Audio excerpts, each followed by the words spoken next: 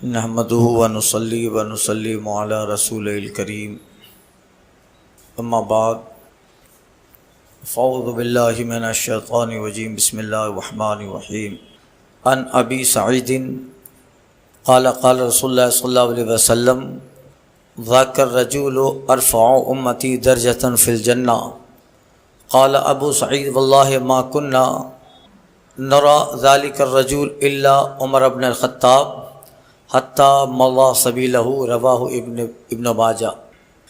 یہ روایت حضرت ابو سعید خدری رضی اللہ تعالیٰ عنہ سے ہے۔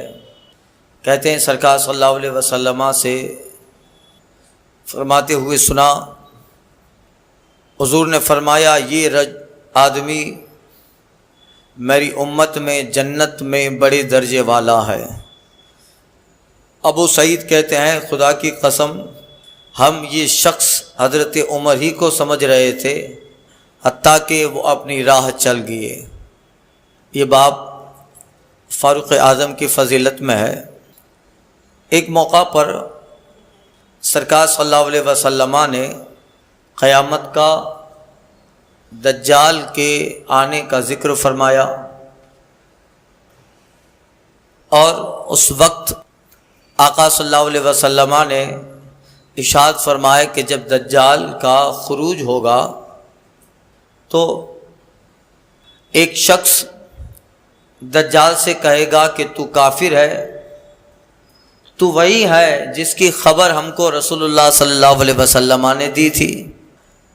جب وہ آدمی یہ کہے گا، یہ حدیث پیچھے گزر چکی ہے باب الساعہ قیامت کے باب میں، دجال سے جب وہ آدمی کہے گا کہ تو وہی ہے جس کی خبر ہمیں آقا علیہ الصلوۃ والتسلیم نے فرمائی تھی، تو دجال اس کہنے والے بزرگ کو آرے سے چیر دے گا، آرے سے چیر دے گا، اور پھر تھوڑی دیر کے بعد اس بزرگ کو واپس زندہ کرے گا دجال، اور پھر کہے گا بتا اب تو مجھے مانتا ہے؟ تو وہ آدمی کہے گا کہ اب تو مجھے یقین ہو گیا کہ تو ہی دجال ہے، اب مجھے یقین ہو گیا کہ تو ہی دجال ہے۔ تو حضرت ابو سعید کہتے ہیں کہ یہ بات چل رہی تھی قیامت کی، اور سرکار صلی اللہ علیہ وسلم نے فرمایا وہ آدمی میری امت میں جنت میں بڑے درجے والا ہوگا۔ ابو سعید کہتے ہیں کہ ہم ذاکر رجل، اس آدمی سے مراد فاروق اعظم ہی کو سمجھ رہے تھے، کہ ہمیں تو یہ گمان تھا کہ فاروق اعظم کے زمانے میں دجال آئے گا اور پھر ان کا مقابلہ دجال سے ہوگا، اور پھر انہیں دجال مار دے گا، پھر زندہ کرے گا، تو پھر اس آدمی کا یقین یعنی فاروق اعظم کا یقین اس قدر مضبوط ہوگا کہ وہ کہیں گے کہ اب تو مجھے یہ بات اور یقین سے ثابت ہو گئی، پتہ چل گئی کہ تو ہی وہ دجال ہے جس کی خبر آقا علیہ الصلوۃ والتسلیم نے ارشاد فرمائی تھی۔ تو اب یہ صحابہ کا خیال تھا، کہتے ہیں واللہ ما كنا نرى ذلك الرجل الا عمر بن الخطاب، خدا کی قسم ہم وہ آدمی فاروق اعظم ہی کو سمجھ رہے تھے کہ ان کے زمانے میں دجال آئے گا اور ان کے ساتھ یہ واقعہ پیش ہوگا، مگر کہتے حتی مضى سبیلہ، یہاں تک کہ فاروق اعظم اپنی راہ چل دیے، یعنی ان کی شہادت ہو گئی اور دجال نہ نکلا، پتہ چلا کوئی اور آدمی ہوگا۔ تو اب یہ فاروق اعظم کی فضیلت میں یہ بات حدیث کیوں بیان کی گئی؟ اس اعتبار سے کہ صحابہ بھی سمجھ رہے تھے کہ جنت میں درجے کے اعتبار سے وہ بڑے آدمی فاروق اعظم ہیں، اس لیے یہاں بیان کیا اس حدیث کو صاحب مشکات لائے ہیں کہ صحابہ کا یہ گمان تھا حضرت فاروق اعظم رضی اللہ تعالی عنہ کے تعلق سے۔ اس وقت صحابہ سمجھ رہے تھے، جب حضور نے ارشاد فرمایا قیامت کی علامات دجال کا آنا، جب آقا نے ارشاد فرمایا اس وقت صحابہ سمجھ رہے تھے کہ فاروق اعظم کے زمانے میں دجال آ جائے گا، یعنی کتنا قریب سمجھ رہے تھے قیامت کو۔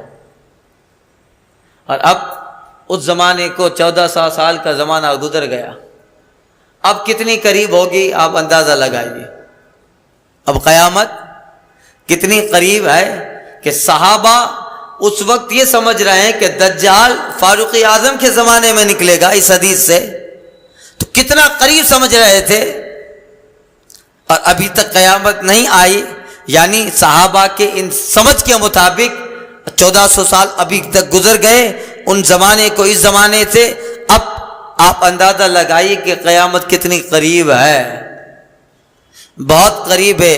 اور گناہوں کا جو دروازہ کھلا ہے، جو احادیث میں آقا صلی اللہ علیہ وسلم نے نشاندہی بتائی اور جو علامتیں بیان فرمائی، ایک ایک کر کے روزانہ کچھ نہ کچھ ایسی باتیں ہوتی ہے جو 1400 سال پہلے آقا نے بتائی تھی، ان کا ظہور ہو رہا ہے، ان کا ظہور. ابھی کچھ دنوں پہلے حدیث میں نے بتایا تھا، آقا فرماتے ہیں کہ قیامت کے قریب ایک زمانہ ایسا آئے گا کہ اخبرو، آدمی کے جوتے کا تسمہ خبر دے گا، ما فعل بعد اہلہ، اس کے بعد ان کے گھر والوں نے کیا کیا.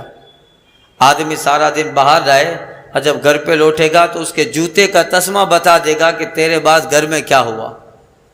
شام کو لوٹے گا، اب تو یہ بھی نہیں ہے بلکہ لوٹے کیا، وہ اپنے آفس میں بیٹھا ہوا کیمرہ لگاتا ہے، گھر کے سارے حالات دیکھ رہا ہے، گھر کے سارے حالات دیکھ رہا ہے. تو آقا نے اس وقت بتایا جبکہ ان ساری چیزوں کا تصور نہیں تھا، مگر آقا فرماتے ہیں آدمی جب شام کو لوٹے گا تو جوتے کا تسمہ بتا دے گا، مطلب کوئی ہلکی چیز بھی بتا دے گی کہ تیرے بعد گھر والوں نے کیا کیا ہے. آج چھوٹے چھوٹے کیمراز نکل گئے، ہڈن کیمراز، وہ کہیں بھی گھر میں لگا دے. ارے کہیں اگر کوئی دیکھ لیتا ہے تو بیگم کا جوتا باہر پڑا رہتا ہے دروازے کے پاس، اسی میں لگا دے، پتہ چل جاتا ہے کہ بیگم نے کیا گل کھلائے ہیں. روزانہ کے واقعات اخباروں میں آتے ہیں، یہ واقعات اخباروں میں ہے. تو اب یہی آقا نے فرمایا جوتے کا تسمہ بتا دے گا کہ تمہارے بعد گھر پہ کیا کیا ماجرا، کیا کیا حالات ہوئے ہیں. یہ صادق و مصدوق پیغمبر کی خبریں ہیں جو سچی ہو رہی ہیں، سچی ہو رہی ہیں. تو یہ آقا علیہ الصلوۃ والتسلیم نے فاروق اعظم رضی اللہ تعالیٰ عنہ کے تعلق سے یہ بتایا. مگر صحابہ فاروق اعظم کو سمجھ رہے تھے، حتیٰ مضى السبیل، یہاں تک کہ وہ اپنا راستہ چل دیے، یعنی شہادت ہو گئی مگر دجال کا خروج نہ ہوا. یعنی وہ آدمی کوئی اور ہوں گے جن کے ساتھ یہ واقعہ پیش آئے گا. اس وقت یہ آدمی بڑا ایمان میں مضبوط ہوگا، وہ حال ایسا ہوگا یصبح مومنا ویمسی کافرا. آقا فرماتے صبح مومن تو شام کو کافر ہو جائے گا، صبح مومن ہوگا شام کو کافر ہو جائے گا. دجال حدیث میں آ چکا، ایک جگہ سے گزرے گا، ایک آدمی کا بیٹا مر گیا ہوگا تو رو رہا ہوگا. دجال کہے گا تیرا بیٹے کو زندہ کر دو تو ایمان لے آئے گا. کہاں؟ تو دجال اس کو اٹھائے گا، زندہ کر دے گا. جب زندہ ہو جائے گا تو وہ آدمی اور اس کا قبیلہ سب دجال کو خدا مان کے اس پہ ایمان لے آئیں گے. ایک دیہات سے گزرے گا، آبادی سے گزرے گا، ایک چرواہے کا اونٹ مر گیا ہوگا اور کہے گا میں اونٹ زندہ کر دوں تو خدا مان لے گا. کہاں؟ وہ اونٹ زندہ کر دے گا، وہ چرواہا اس پہ ایمان لے آئے گا. یعنی اس وقت توفیق ربانی اور اللہ تعالیٰ جسے چاہے وہی ہدایت پہ رہے گا، ورنہ یصبح مومنا ویمسی کافرا. صبح مومن، سورج ڈھلتے ڈھلتے ایمان چلا گیا ہوگا، ایمان سے وہ نکل گیا ہوگا. یہ حال ہونا ہے. اس وقت یہ آدمی کتنا مضبوط ہوگا کہ اس وقت سب جو ہے اکثر پبلک تو دجال کی طرف ہوگی، دجال کی طرف ہوگی اور اس پر ایمان لے آتے رہیں گے. وہ کرشمے دکھائے گا، کرتوت دکھائے گا، لوگ اس کو مانتے رہیں گے. مگر اس وقت وہ آدمی کہے گا کہ اے دجال تو کافر ہے، تو کافر ہے. اس وقت اس آدمی کو بہت لعن و طعن کریں گے. کعبے تو کہ خبر نہ پائی، زمانوں بدلی بھی ہوئی. یہ زمانے کی مثالیں دے کر لوگ گمراہیت کے دلدل میں لے جا رہے ہیں کہ زمانہ بدل گیا ہے، اس کا سب بائیکاٹ کر دیں گے. ارے یہی ہے، حالات بدل گئے ہیں، اب یہی جب اتنا دکھا رہا ہے. اگر یہ غلط ہوتا تو اس کے پاس یہ ساری چیزیں کیسے آتی، طاقت کہاں سے آتی؟ مگر وہ اتنا مضبوط ہوگا، کہے گا نہیں نہیں، پیغمبر اعظم کی حدیث پر مجھے یقین ہے، یہ کافر ہے. تو دجال اسے مار دے گا، آرے سے چیر دے گا، اس مومن کو آرے سے چیر دے گا. اس کے 2 ٹکڑے ہو جائیں گے اور دوبارہ پھر اس کو زندہ کرے گا. جب زندہ ہوگا کہ اب سمجھ گیا میں ہی خدا ہوں. وہ آدمی کہے گا نہیں، اب تو مجھے اور یقین ہو گیا کہ تو ہی دجال ہے، تو ہی دجال ہے. تو اس وقت ایمان کے اعتبار سے وہ آدمی بڑا مضبوط ہوگا، ایمان کے اعتبار سے وہ بڑا مضبوط ہوگا. اس زمانے میں اس قدر ایمان پہ مضبوط رہنا یہ اسی کے ساتھ ہوگا جس پہ میرا رب کرم کرے گا.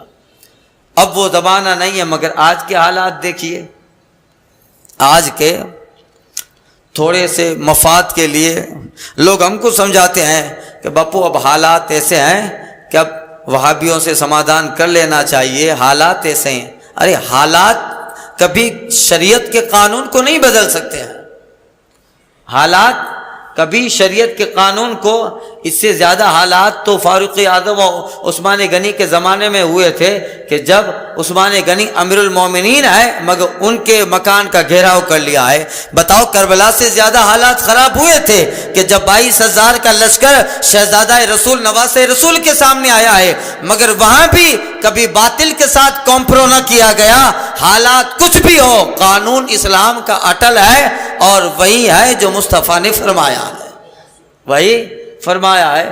مگر ایسے لوگ بھی آخری زمانے میں نکلیں گے جو حالات کا واسطہ دے کر لوگوں کو گمراہ کریں گے، لوگوں کو گمراہ کرتے رہیں گے. کب حالات ایسے ہیں کہ اب یہ سب ہونا چاہیے. تھوڑی دیر کے لیے اپنی پولیٹکس چمکانے کے لیے سب کے ساتھ بیٹھیں گے، وہابیوں کے ساتھ بھی بیٹھیں گے، دیوبندی کے ساتھ شیعہ اور رافضی، اور جماعت نکالیں گے. نام ہوگا جماعت کا، اسلامی لیبل لگا ہوگا، مگر اس پہ چرچا وچارنا جب ہوگی تو رافضی بھی بیٹھا ہوگا، خارجی بھی بیٹھا ہوگا، گستاخ رسول اولیاء بھی بیٹھے ہوں گے، سب کے ساتھ چائے پیتے ہوں گے. اور جب کوئی رد کرے گا تو کہے گا یہ مولویوں کا کام ہے. حالات ایسے ہیں کہ کمپرو کرنا چاہیے. حالات ہزاروں خطرناک ہو مگر قرآن کہتا ہے کہ ان باطل اور کفار و مشرکین سے مومن کا کوئی بھی واسطہ نہیں ہو سکتا ہے. یہ آج کل ہو رہا ہے، آج کل یہی سب ہو رہا ہے. اللہ جس سے چاہے وہ ہدایت پہ رہے گا.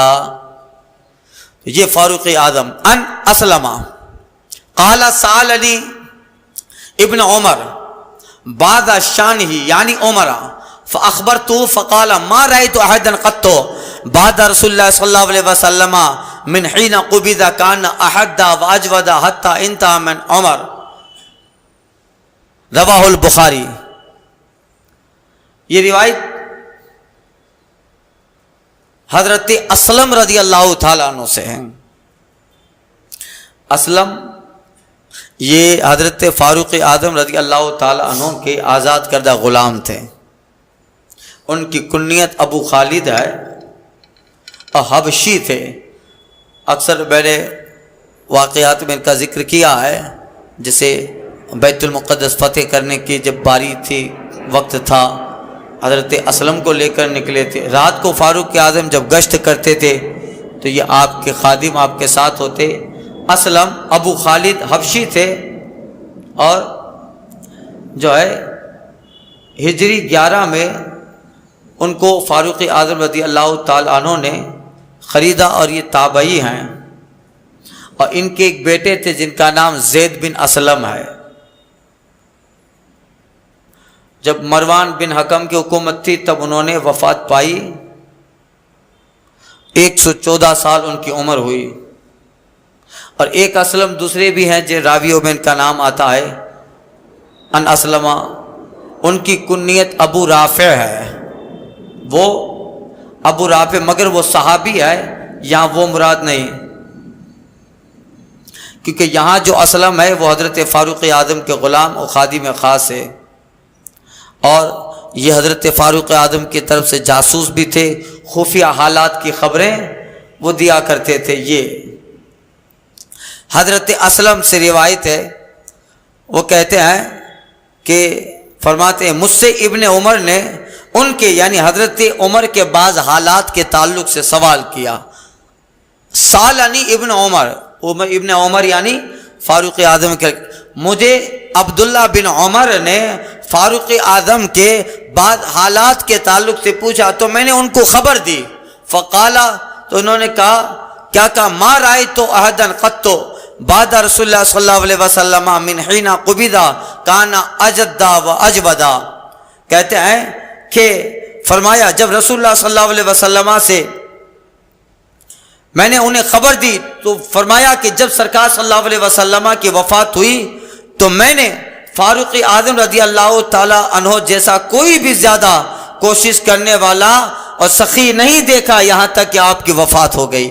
یعنی حضرت فاروق اعظم کی شان عبداللہ بن عمر ان کے بیٹے نے فاروق اعظم کے خادم خاص حضرت اسلم سے پوچھا کچھ حالات بتائیے.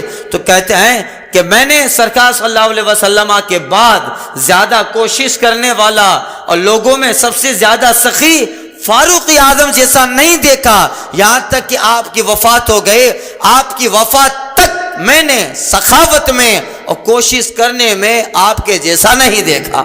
یہ حضرت فاروق اعظم رضی اللہ تعالی عنہ سخی بھی ہیں اور اجد و زیادہ کوشش کرنے والے.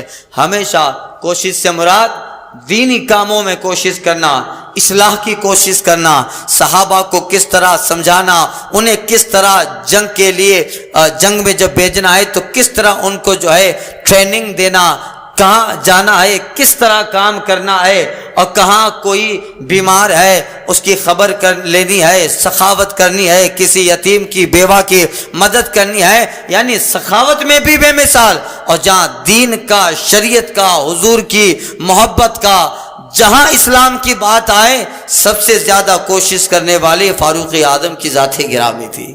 انہی کوشش کا نتیجہ تھا کہ آدھی دنیا فاروق اعظم کے زمانے میں اسلامی ریاست میں داخل ہو گئی. آدھی دنیا اسلام میں آ گئی, روم و ایران فتح ہو گئے. یعنی آدھی دنیا نے کلمہ پڑھا اور فاروق اعظم آدھی دنیا تک اسلامی ریاست کا دائرہ پھیلا دی. آدھی دنیا تک اسلام پہنچ گیا. عمر کے زمانے بھی آپ کی کوشش کا نتیجہ تھا. تو سب سے زیادہ کوشش کرنے والے. آخری حدیث سن لیں. انل مسور بن مخرمہ قال لما توئن عمر جعل يعلم فقال له ابن عباس وكان يجزعه يا امير المؤمنين ولا تاكل ذلك لقد صحبت رسول اللہ صلی اللہ علیہ وسلم. حضرت مسور بن مخرمہ رضی اللہ تعالی عنہ روایت کرتے ہیں. مسور بن مخرمہ یہ جو صحابی ہیں, راوی ہیں, یہ حضرت عبد الرحمن بن عوف کے بھانجے ہیں. عبد الرحمن بن عوف کے بھانجے ہیں اور بہت کم عمر میں یہ صحابی ہوئے, ایمان لے آئے. سرکار صلی اللہ علیہ وسلم کی ہجرت کے 2 سال کے بعد مکہ معظمہ میں پیدا ہوئے. ہجرت کے 2 سال کے بعد تو یہ پیدا ہوئے. یعنی سرکار جب مدینہ میں آ گئے تو مدینہ پاک میں آنے کے بعد 2 سال کے بعد, ہجرت کے 2 سال کے بعد یہ پیدا ہوئے. اور 8 ذی الحجہ یعنی ذی الحجہ 8 ہجری میں یہ مدینہ منورہ میں لائے اور ایمان لے آئے.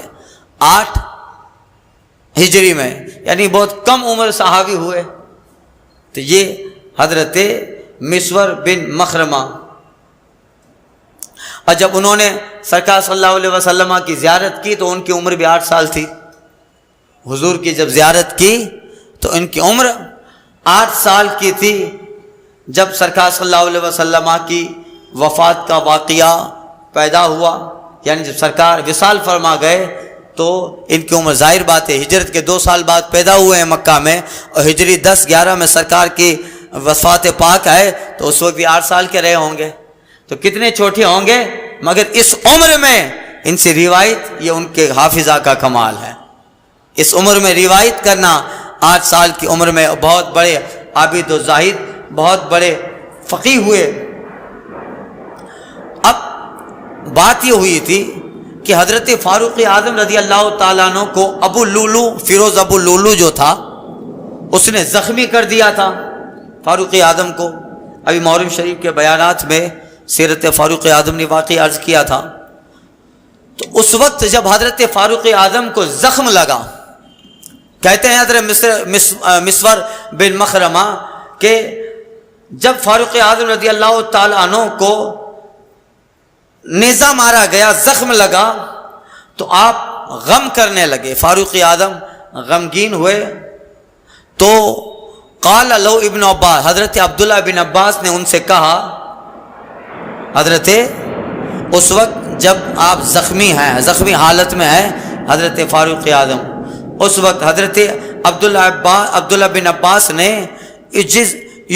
یجزعوہ، انہیں تسکین دیتے ہوئے کہا، سکون دیتے ہوئے، تسکین دیتے ہوئے فاروق اعظم کو کہا. اس وقت حضرت فاروق اعظم غمگین تھے. غمگین اس لیے نہیں تھے کہ زخم لگا ہے میں چلا جاؤں گا، نہیں، غم کس کا تھا؟ حضور کے دین کا، صحابہ کا، اور دین کو سنبھالنے کا غم تھا. تو یہ غمگین ہونے لگے. تو تسکین دیتے ہوئے عبداللہ بن عباس نے انہیں کہا کہ امیر المومنین آپ کیوں غم کرتے ہیں؟ آپ جو ہے غم نہ کریں، اے امیر المومنین آپ ان سب کی پرواہ نہ کریں، آپ تو وہ ہیں کہ صحیح رسول اللہ، آپ سرکار صلی اللہ علیہ وسلم کی صحبت میں رہے ہیں. اور کس شان سے رہیں؟ فحسنتا صحبتہ ثم فارقک وہو وعندک راضٍ، کس طرح کہ آپ سرکار کی صحبت میں رہیں تو ان کی رفاقت، حضور کی صحبت آپ نے خوب نبھائی، پھر آقا آپ سے جدا ہو گئے، حضور وفات پا گئے، اس حال میں کہ رسول اللہ آپ سے راضی تھے، حضور آپ سے راضی تھے، سرکار آپ سے راضی تھے، اس حال میں سرکار نے وفات پائی، ہوا راضٍ عنکا، کہ آقا آپ سے خوش تھے. تو یہ بڑی بات ہے نا، آقا آپ سے راضی تھے اور وفات پائے ہیں، تو آپ غم کیوں کرتے ہیں؟ اور سنیے، کہتے ہیں کہ ثم صحبت ابا بکر، پھر آپ نے ابو بکر کی صحبت اختیار کی، ان کے رفاقت میں رہے، صحبت میں رہے. فحسنت صحبتہ، تو آپ نے اچھی طرح حضرت فاروق اعظم کہتے ہیں ابو بکر صدیق کی صحبت کو نبھایا. ولن فارقتہم، اور جب آپ ان سے جدا ہوئے، یعنی جب ابو بکر صدیق کا وصال ہوا، لتفارقنہم وہو عنک راضٍ، یقیناً ابو بکر صدیق آپ سے جدا ہوئے، مگر اس حال میں کہ رسول اللہ کے یہ خلیفہ بھی اے عمر آپ سے راضی تھے، آپ سے راضی تھے. اور کہتے ہیں ثم صحبت المسلمین، پھر آپ نے مسلمانوں کی صحبت، یعنی آپ مسلمانوں کے ساتھ رہے. ابھی کا حال بتا رہے ہیں، پھر آپ مسلمانوں کے ساتھ رہے. فحسنت صحبتہم، بہت اچھا رہے آپ سب کے ساتھ. ولن فارقتہم، اور آپ نے جو ہے مسلمانوں کے ساتھ بھلائی کی، بھلائی کے ساتھ رہے، اور بہت اچھی طرح آپ مسلمانوں کے ساتھ رہے، اور ان کا آپ نے خوب ساتھ نبھایا، ان کا آپ نے خوب ساتھ نبھایا. اب کہتے ہیں حضرت مسور بن مخرمہ کہ اگر پھر آپ ان سے جدا ہوں تو اس طرح جدا ہوں گے کہ سب مومنین آپ سے راضی ہوں گے. اگر آپ ان سے جدا ہوں گے تو پھر یہ سب مومنین آپ سے راضی ہیں، یعنی آپ نے نہ کسی کا دل دکھایا، نہ کسی کے حق کو مارا، نہ کبھی کوئی مسلمان یا صحابہ میں آپ سے ناراض ہیں. آقا، ان کے بعد ابو بکر صدیق اور خود آپ نے مسلمانوں کے ساتھ اس طرح رہے ہیں، کیا سارے مومنین آپ سے راضی ہیں؟ آپ غم نہ کریں، آپ نے ساری چیزیں وفاداری، ایمانداری، دیانتداری کے ساتھ ادا فرمائی ہیں. یہ حضرت فاروق ہے. تو حضرت عبداللہ بن عباس تسکین دے رہے ہیں، آپ کیوں غم کرتے ہیں؟ آپ غم کیوں کرتے ہیں؟ تو اب سنیے فاروق اعظم کا جواب سنیے، کتنا پیارا ہے. کہتے اما ذکرتا من صحبت رسول اللہ، تم نے سرکار کی صحبت کا جو ذکر کیا، ورضاہ، اور حضور مجھ سے راضی تھے اس کا ذکر کیا. انما ذالک، بے شک یہ عمر پہ اللہ کا سب سے بڑا احسان تھا. یہ عمر پر اللہ کے احسانوں میں سب سے بڑا احسان تھا کہ اللہ کا پیغمبر عمر سے راضی تھا. یہ سب سے بڑا احسان تھا. من اللہ بھی علیہ واما ذکرتا، اور تم نے ابو بکر صدیق کی صحبت کا ذکر کیا کہ وہ راضی تھے مجھ سے، ان کی رضا کا ذکر کیا. انما ذالک من من اللہ من بھی علیہ، بے شک یہ بھی اللہ کے احسانات میں سے ایک بڑا احسان تھا کہ حضور کے جانشین ابو بکر بھی عمر سے راضی تھے. یہ احسان تھا، وما ترى من جزعی، مگر جو ابھی تم میری حالت دیکھ رہے ہو غم کی، ابھی جو تم میری حالت دیکھ رہے ہو وہ غم کیوں ہے؟ کہتے ہیں فوا من اجلک ومن اجل اصحابی کا، تو یہ جو غم ہے یقیناً وہ تمہارے اور تمہارے ساتھیوں کی وجہ سے ہے، تمہارے اور تمہارے ساتھیوں کی وجہ سے۔ واللہ لو ان لی قلاع الارض ذهبا لافتدیت به من عذاب اللہ، خدا کی قسم اگر میرے پاس زمین بھر سونا ہوتا تو میں عذاب الہی سے فدیہ دے دیتا اسے دیکھنے سے پہلے۔